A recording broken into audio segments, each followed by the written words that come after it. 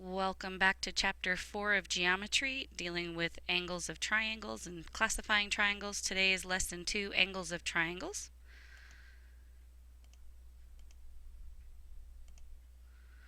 Our main idea is to apply the angle sum theorem, and that just says that all three angles add up to 180. Apply the exterior angle theorem, and I'll explain that a little bit more later in the PowerPoint. So we have an exterior angle, that means the angle is outside of the triangle. Remote interior angles, those are the two angles not touching where this exterior angle is attached. And don't worry about flow proof or corollary for this lesson. Okay, back to Theorem 4.1 angle sum. Just like I said, when you add three angles of a triangle, they equal 180. So here's an example. Find the missing angle measures. So of course they don't keep it as simple little triangles. We now have this bow tie shape. But I do see that I have two angles marked here, and I've got one missing here. Now I know that 1 and 2 are going to be exactly the same because they're vertical angles, and then I'll be able to add 2 plus 79, subtract that from 180 to find angle 3. So it says find measure of angle 1 first. So they're adding 43 plus 74, they get 117, subtract that from 180, angle 1 is 63. Again, that means that angle 2 also has to be 63.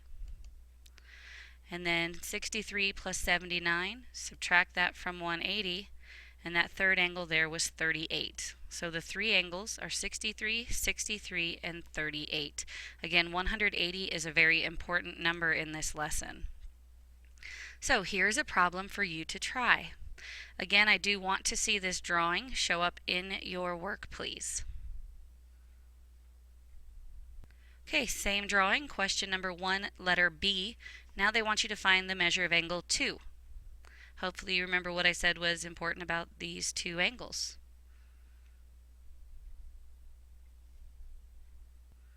And finally, 1C, find the measure of angle 3. So one drawing for three problems. Okay, the third angle theorem simply says that if we know that two angles are congruent in triangles, then the third ones have to be congruent as well. And we already discussed this a little bit in the last chapter we went over. Okay, exterior angle theorem. This is the part of this chapter that people get confused by. Here, let's find my mouse. YZP, this angle here, is outside of the triangle. This is the exterior angle. It equals the same amount when you add angle Y and angle X together. These two angles are called the remote interior angles because they're farthest away from this exterior angle. The angle here, the small angle at Z, would be adjacent. It would be part of, it shares a side of the exterior angle. So if you add the two remote interior angles, it's going to equal the same amount as this exterior angle. And again, this is probably the part that people find the most confusing. So again, we make a crazy drawing here, and this is the example. But we need to find the measure of each numbered angle in the figure below. So we have angle 1 here. And what I notice is that it is outside of this triangle. And these two angles are the remote interior angles. They're not adjacent to this number 1. So I can do 32 plus 38, and that's going to give me 70, which is the same amount as angle 1. And that's what they do. They show us right here. 32 plus 38 is 70. So if you kind of cover up the bottom part of this drawing, you can see that angle 1 is the exterior, 32 and 38 are the interior, remote interior. Okay, how many degrees in a straight line? 180. Angles 1 and 2 are supplementary. So 180 minus 70 leaves us with 110 for angle 2. Alright, angle 2 then is an exterior angle. Let's see if I can go back a slide real quick. Angle 2 is an exterior angle to angle 3 and 64. So this time we know that 2 was 110. So 110 equals 64 plus angle 3, or we could say x. So 110 minus 64 leaves us, I think, with 36. Is that where we're going with this one? 46. Oh, yeah, I went to 100. That's what I get for doing it in my head. Then angles 2, 3, and angles 3 and 4 form a linear pair. Actually, let's go back and look at the picture real quick. This 32 degree, 3 and 4 makes a straight line. So I know 32 plus the 46 we just found here plus this much equals 180.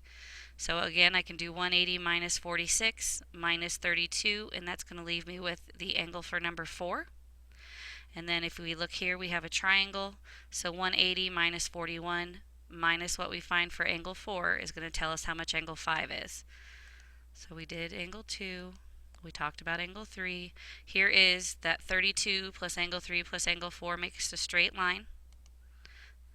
So angle 4 is 102. And then finally, to get number 5, we use that 102 plus the 41 to give us the angle 5, because together they have to equal 180. So the measure of angle 5 is 37. And this is a little easier to see when you have the picture completely in front of you. Okay, so here is a check your progress. Do this drawing the best that you can in your notebook. You're going to find all 5 of these numbers, so probably an A, B, C, D, E. So find the measure of angle 1. Starts off pretty simple here. Okay, now that you know what angle 1 is, finding angle 2 here should be a whole lot easier. So check your letter answers, write the correct answer there. Or even if you put this drawing in your notebook, label the angles as you go so you know what this angle is, which should make this angle pretty easy.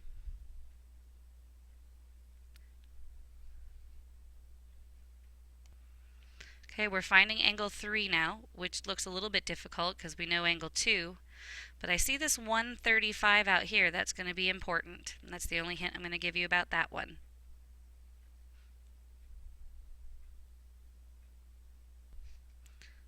Okay, and for angle 4, we can use this angle 135 again.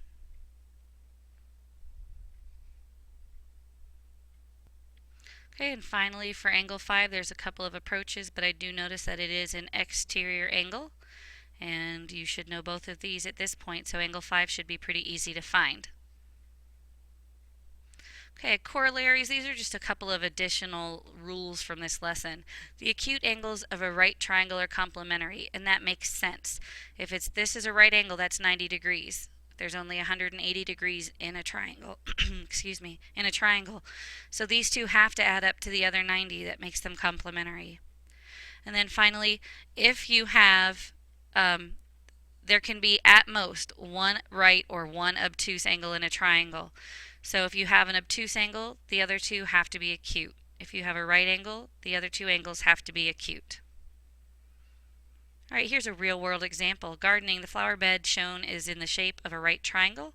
Find the measure of angle A if the measure of angle C is 20. So this is 20, this is 90, makes it pretty easy to find angle A. Angle A is 70 degrees. Alright, and this is the last question for this unit, or this lesson.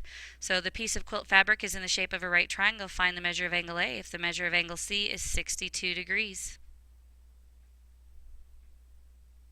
Okay, so when I see your notes tomorrow, I will be looking for the drawings and the answers to the questions, along with any other notes that you decided to take. Have a good night.